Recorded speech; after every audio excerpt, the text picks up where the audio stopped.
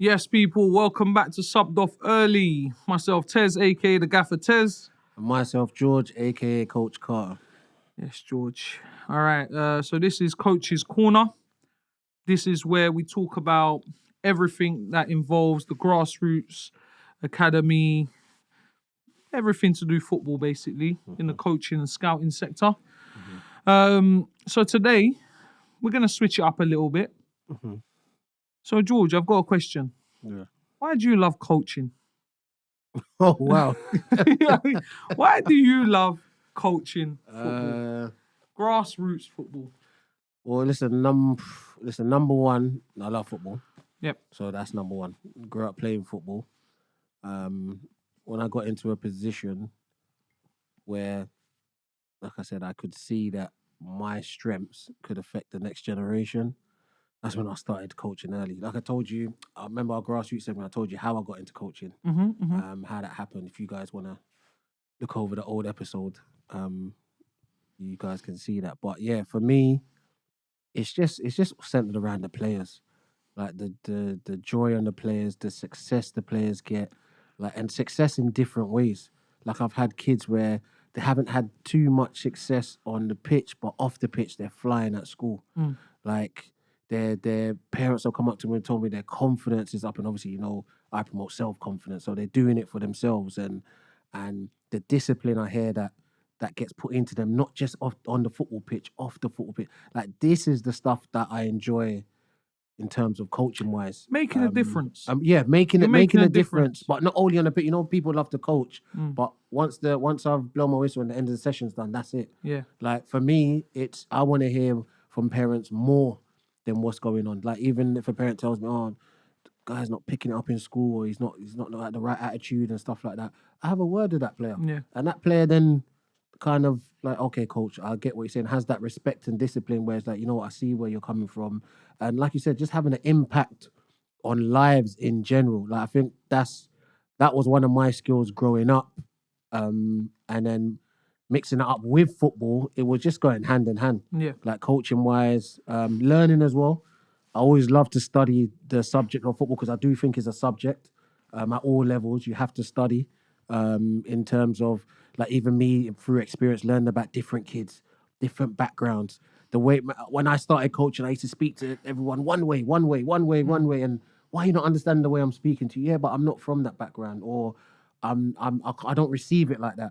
Or you might have kids that are more visual. Yeah. You might have more kids that just give me that, that voice in my ear that I need and stuff like that. So it's just really centers around impacting players. And for me, I mainly coach boys. Yeah. So it's them going from from kids to young men to grown, and then you see them now. Even some of our boys when we first started coaching, I see them now 17, turning 18. Some of them in September, 18, and I started coaching them at under 6, and I'm seeing them now.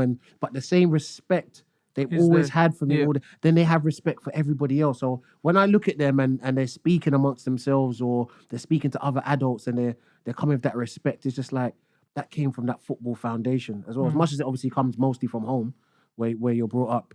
Like, and then me as a coach, I'm just like, that's why you do it for, setting that foundation so they understand what's coming up in life. Yeah. And whatnot. So to sum it up, is impacting players' lives. That's why I love coaching. It's impacting players' lives all round, not just on the pitch, but off Very the pitch. well said. And that was Coach's Corner. You know what I mean? Like that's basically exactly the same reason. Yeah. Like to impact lives, to see the journey from like you said, from under 6, under 7, you see their journey to becoming young men. Like I've had kids that I've known since nursery, and they're coaching for me now, and seeing their development where some of them might be, like a bit of a rebel child, some of them might be the shy child, and you see their journey and growth into a man, and you're just like, wow, all right, cool. You know how to treat people with respect. This is all comes with football. Football, what's the saying they say? I forgot the saying, but yeah, like just unites everyone. Yeah, like it's just it's such a like football. Again, I grew up, I loved football. There was nothing more in this world that I wanted to do than play football. I didn't like, as much as I love gaming back then. Obviously, we had the Super Nintendo, Sega Mega Drive, whatever, Game Boy. PlayStation 1, Game Boy. Yeah. As much as as much as I used to love gaming, and I still game now with the boys. Like we'll jump online and whatever, we'll game here and there. Obviously, not like that because we're older and we've busy, man. got responsibilities now. Yes. But like, I was always in the field. I was always in the cages. I was always on the road where you always have that neighbor, the elderly lady screaming at you, "Stop playing football outside my house." Make it to good. That's what we were. We love football. So being able to do that, and I think what impacted me to do it is that I always looked at my coaches, and I always was very respectful, and I like they're like your role models. Yeah, they So are. like you look at them and you're like, all right, well, he knows what he's talking about, so let me follow his direction, and he's always fair with me, and like, shout out Joe, man, that was like my first coach, crazy Scotsman, we used to call him. Like, he was, and like what, he was probably my best ever coach. You remember him? Huh? You remember him? 100%. I still got him on Facebook. You know what I mean? Like, he's yeah. moved up to Scotland now. Like, me and his son were close at a stage when we were younger. Like, it builds friendships. Football is everything. Like, like, you want to be out with your football friends. You want to go and meet at the cages or whatever it was. It was just football, and that's what kind of inspired us to do everything. Socialize, mentality wise, competitions.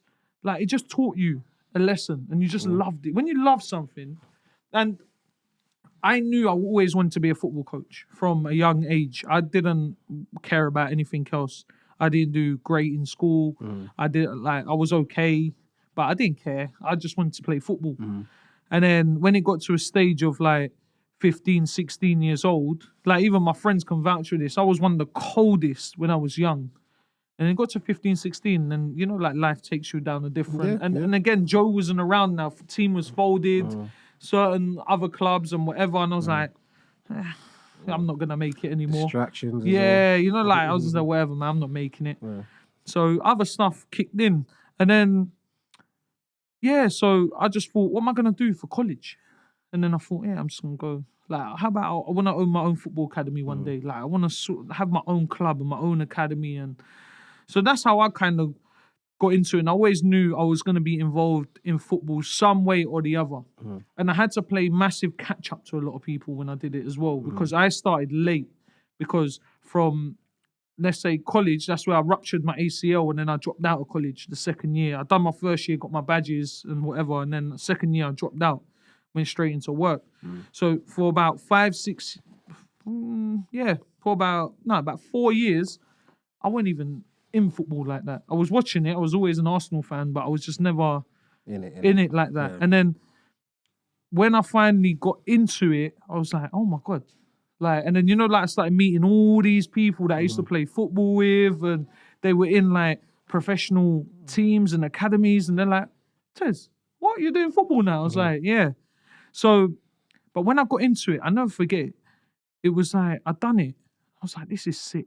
Like, I just got enjoyment of seeing the kids develop and become a team and play good football, and they're getting better. And you're like, this is like second to none. I'm helping them in so many ways, but also they're helping me.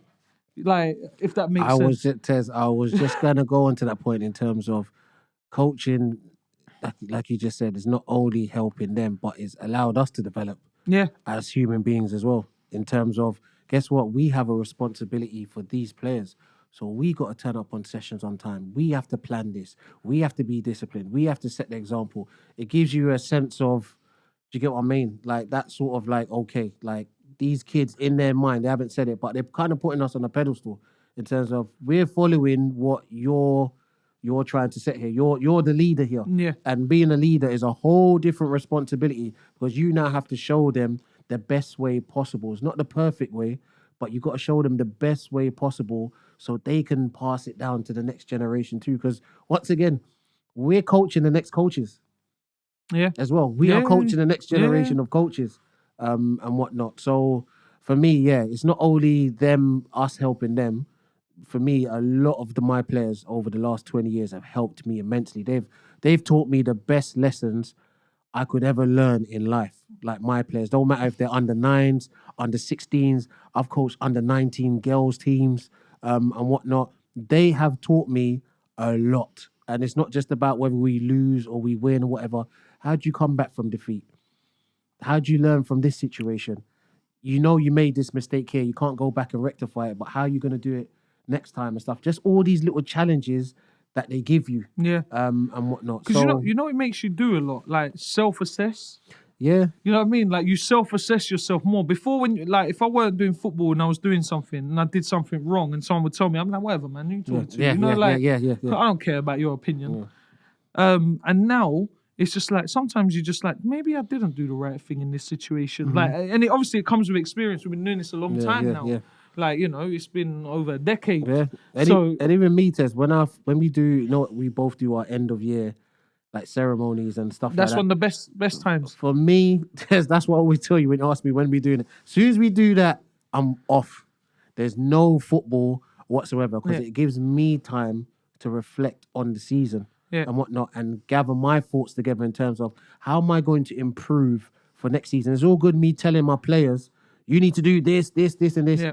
I'm also doing my self-assessment on how I need to improve that 5, 10, 15% for the club as a whole and for the players individually going into next season, you know, and then you start assessing each squad and assessing all that kind of stuff. So it just gives me time. I say it's time away from football, but I'm never away from football. You're never away Does from that make football. sense? Yeah, I'm never 100%. away from football. So it's just giving me thinking time to see, listen, how can I be a better, not just a coach, a better person come the next season? Yeah. And whatnot, because it all ties in together. There was something that we done last week with our players. It was good. Oh, it wasn't just specific to our players, but we had like a camp, and we had like 60 kids each day. Yeah, but it was more. There was a lot of our players there because obviously we're from the community and whatever. And we do certain things, and you know we like to impact the community and help the community, and that's one thing that's not really. That's another reason as well why I love it so much because. I love the community feel. We grew up in a community where we knew all our neighbors. The shopkeeper knew our parents or whatever. Like it was like a, you know, you had aunties and uncles all over the place. They'd be like, "Are you behaving?" You know, like that's not. There's no community left in the world no more. Well, in London especially. Like growing up where we grew up, it was a proper community. I could go around my friend's house and knock and bike rides. All that dad's stuff making around, jerk chicken, or you get the other neighbor who's making a barbecue or whatever, and they're saying, "Yo, do you want to play?" And you're like, it's not like sweets from strangers. It's literally all looking out for each other. Like my granddad, rest in peace. Yeah. I never forget it. This is like my granddad's a legend in the what's it called on my old street.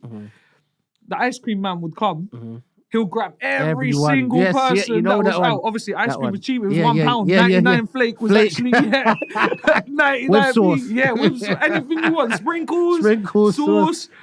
Double flake. Yeah. Like now they're saying like £6. I was like, what? Yeah. I don't think Granddad's paying for that right now. Yeah, you know what I mean? Like, whoa, they're expensive now. Couple of you. Yeah. Just tell your best friends. Like.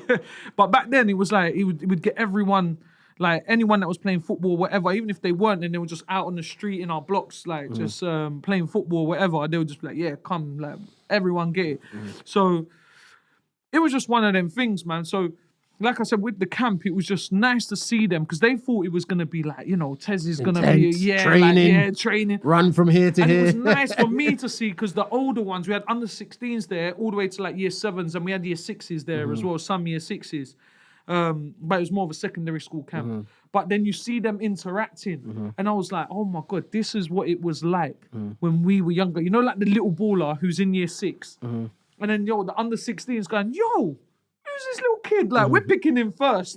That's my pick. And he's going, he's like, you know, like, and he's feeding. And it just helped. And I was just like, you know what, this is sick. Like, I love these sort of things. Like, we were getting them food. And it was just nice to see. Like, we had visits from the council at the stage. And they're looking, they're going, they're like, this is a proper community family vibe. And I was like, that's what we wanted to go for. And we weren't putting too much restrictions on them and this and that. It was just like, go enjoy yourselves, guys. Yeah, man. And it's holidays as well. And even, Tez, even off the back of that, like you talk about the community and the kids, it's not only the so-called good kids or whatever. Listen, there are some kids in the community where they're tied up in stuff. 100%. Like they're tied up in that street life. 100%. But Tez, obviously, I know it happens on your side as well. The other day, I saw one of the kids that I used to coach and whatnot, and balaclavaed up and this and that, and I kind of just jokingly ran up on him and this and that, and it looked like he was going to, you know what I mean, to draw. Say, oh, Coach George. Right, he whipped off the balaclava, pulled up the trousers, all that kind of, because you knew I was going to say to him. You knew what I was going to say to him. Trousers, big man. Yeah, pulled up his trousers, all that stuff. And they just turned into little kids. Again, this Coach George.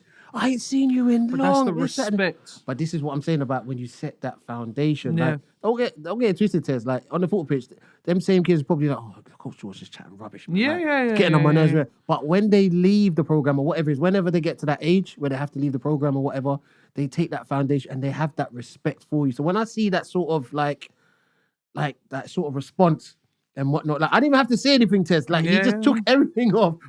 He just said, yo, Coach George is here. And he just turned into a little kid. So Yeah. I was just like, oh man, just mad respect to you. But I just, obviously before I went, I just had That's to tell the him thing. as well, like, listen, man. That's one part that I find difficult, but I've learned. I'm learning still, because obviously a lot of the kids that we're coaching are turning into men, That's what they are. and they're starting to, like, you know, have their own lives and responsibilities and jobs and whatever. Like you said, I've had many of them incidences where I'm roaming home at night, coming from where I'm coming from. And they're there. I'm looking on the block and man are screwing, and then they look at me and like, Coach Tez, you're right. And then like it changes the whole thing, and then their boys are standing around them like, who's that? Yeah, who's and that? then they're like, brother, shush, like, that's my coach. Like, you know what I mean? So I've had plenty of instances, man, where I've had kids that are disappear. They're not answering to their parents or whatever. Parent will phone me at, Tez, can you please find out where he is? And again, this is where the community kind of vibe happens. And we say, I'll find, like, most of the time, I'm not saying it happens all the time, but most of the time I can make a phone call, say, yo, if they don't pick up, I'll ring someone, yo, where are they? Get them to contact me. Put them on the phone. Like, get them to contact me ASAP. And then within like 5 minutes, yo, where are you? Like, how many times we dealt with situations when we had to pull up in cars. Yes. You know what I mean? And even them kids there, they're going down the wrong road. Yeah. They've done something they shouldn't have. And I was able to obviously contact them, find them with help of another Guys kid that was older. Yes. You know what I mean? Yeah. And he was like, and they met us, and they you know, they again, they didn't come with no attitude. No. They said, It yo, was just, Tez, okay. like, Yeah. Tez, you know what it is. I'm like, I didn't know it was one of yeah. your associates kind And of then thing. we're there trying to give them life advice, like, Yeah. yo, you can't do this because, you know, you're at risk, and guys, come on, Yeah. and whatever. The conversations that happen, innit? So, yeah, because, yeah, man, it's hard. It's hard because they get their own lives and they go down their own paths and got to make their own mistakes like we did, like we all have. You know what I mean? There's no one in this world that hasn't made a mistake. You know what I mean? Like, everyone can go down. I've seen talented footballers drop completely and do something completely different. Yeah. Or I've seen kids that might have been a rebel at a young age and then grow up to be a good human being. Maybe they're working and they're at uni, or they've started their own business, and that's where I get like my joy out of as well. I like to see people succeed. You know what I mean? And also, Tez, my mentor growing up, like, just always gave me that decent advice in terms of, number one, when you go into this coaching thing and you go in it with the right heart and the right passion, just remember you cannot save everyone. Yeah. And that's, Tez, I got to the point in my early years, I was trying to save everyone. And then when you realize that you can't, obviously those are the ones that stick with you, or you hear, oh, so-and-so got arrested, or so-and-so got mixed up in this mess and his life's totally upside down and you used to coach him and stuff like that. It does burn you, because you think to yourself, could I have given more? Yeah. Could I have told him this? Yeah, what could I have done different? And what if you go into it with the right heart and stuff like that. But you can't save everyone. I think that's important because I learned that. I tried to help everyone when I first started, and I had a group that I was trying to help, every single one of them. And I was like, I can't do it. It's We got to that point. draining because they're gonna do what they want to do. I Yeah. can only try and give you the advice and guide you.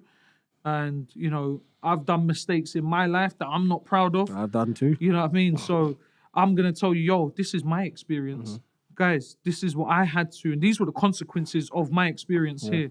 So let's try and, you know, Like even Tez, like even me, I'm on to my players, and I tell them that, guys, you know, usually you get the coach that says, "Oh, you know, I used to play academy football. I used to be I used to be this. I used to be that." I told my kids, I'm the other side. When I got to secondary school, I weren't serious about my football. Yeah. I took 2 years out of football and went back into it because school football, everyone was getting me into go back to school football. But the distractions came my way and I couldn't fend them off. So that love for football went out the window for a little bit. So I'm telling them that, guys, you're in a much better position than I was growing up in terms of 100%. having access to an academy, the next level, being scouted, all that kind of stuff. Guys, smart people learn from other people's mistakes. They don't wait to make their own. You're going to make your own anyway, but smart people learn from other people's mistakes. And I try and tell my players that, guys, I'm not going to give you this fairy tale story of I used to play in academy and I used to do this. And no, guys, I weren't at that level. I was a good player, but I weren't at that level. And the reason why I didn't get to that level is because I wasn't as disciplined. I didn't take my diet as well. I didn't take my sleep as well. I'm gaming at 1, 2 o'clock in the morning. Then I'm trying to get up at 6 a.m. to go to school. That ain't gonna work, guys. And then going training straight after. The thing is, George, like they have more access to it now, so it's a choice. Like, because they can see, because everyone puts up the Instagram, the academy ballers are showing what they're doing, or the ones that are on the journey. Everyone's living for the internet now, if that makes sense. Like, everyone lives for the internet. Yeah, look, I'm saying that. It's ironic because now we're on the internet. There you go. You know what I mean? So it's one of them things where everyone shows something that they're doing or whatever, and this is the journey you have to follow. But people only see the good. No one ever posts up, or if they do, it's like a dramatic thing where they're at a certain stage where they've overcome it. They never show you the tough part of the journey. You know, the waking up at 5 o'clock, going for a jog, having a shower, eating breakfast, going to school. They don't show you these parts because who wants to get up at first thing at 5 o'clock in the morning and start filming themselves? No one wants to do that. Yeah. You know what I mean? It's true. Yeah, if they do, then credit to you because you're showing your discipline. Yeah. But there can't be many distractions. Of course, there's going to be some. There can't be many, and you have to follow a guide. But yeah. So yeah, guys, that's our thing in terms of why we Impact the community. impact the community, impact players and whatnot, and it kind of just filters around, and just have that impact as. Well, there's a community project going on. 32 Borough Cups coming up. Oh yeah, who you taking? What borough? Newham. You got Newham again. Okay, Yeah, I got Newham again, winner. Okay. You taking some of my players? George. Make sure you ring up the trophy. Make sure you ring back the trophy again. Listen, Big T. Yeah. Where's Torian? Yeah. Torian, get on to him. Give him the players, man. Give him the players. No, we're doing it together. I said to him, yeah, of course. I said, Torian, me and you this time. Okay, cool. I said, because I've got a good team. You've got a good team. Yeah. Let's just select the squad and mix it up and go together. Yeah. And then, even before we come off, shout out to my under-13s that won their cup final today. Hey, congrats. And whatnot. Went 1-0 down, came back in the second half with a different mentality. So that was good to see. So was it on the manager? Listen, if the players came back with a different mentality in the second half, the manager's not taking no credit. It was the players that came back with a different mentality in the second half, and they went and won it. Shout out to also Ant and Spotlight and whatnot, because they gave us a tough final. Yeah, and man. if they would have won it, they would have deserved it as well. Yeah, man. Listen, Ant's one of them, and him and his team, they're upcoming coaches, isn't it? Like they're trying to do things the right way. They're classy, man. And so shout out to you. See you, man, at the 32 Borough Cup. Yeah? Oh yeah, who's Ant got? They've got a couple. They've got Barnet. Yeah. I'm not sure the other one. Oh, that's gonna be interesting, man. But last year, obviously, there was a lot of the boys from Enfield that I took over to Spotlight because I was working with Spotlight as well last year. So we used a few of them. I brought a few. Like I mixed it up. Brought a couple players. This year, I was like, because last year we were the underdogs, innit? No one expected us to win it. Everyone was just like, whatever. Yeah. We just haram balled it all the way. Penalty shootouts. Competition. You just need to get. You got to win. You just got to win. Arteta. No, I'm sorry. No one goes back in history and says, They were the worst. You just won. That's what the history books say. You won. Exactly. That's what it says. That's But how you performed. This year, the competition for under 16s, you know anyway, because we both play in certain leagues and whatever. The competition is going to be good this year. This year, that age group anyway. And now because they do odds, innit? Like shout out Bobby Kasanga, but they do odds and they put odds and they're like, oh, Tez's team, he's always up to something. Yeah. They're like second favourites. Like we expect them lot to do something. So now we got the pressure on. Okay. So it's a Limitless Parks link up. Okay, cool, man. Let's see what happens. I didn't want to tell anyone. I'll innit? be surprised, guys. I'll be supporting now you, it's lot, out. man. I'll be supporting you. Lot, Come on, 100%. hey, what a tournament. That is fun, man. If you lot can get down to it, come and see some Good there's vibes, like man. thousands people, like 1,000 kids there, people there. It's mental. It's one of the best tournaments. Needs a bit of work, but that's because Bobby's doing it off his own back. Like, he's just on it. Shout out to Bobby. Yeah, man. He's doing big things there. And again, it's all for the community and impact. There you go. So, yeah. Opportunities. Guys, Coach's Corner. Nice one. See you next week. Catch up. Peace.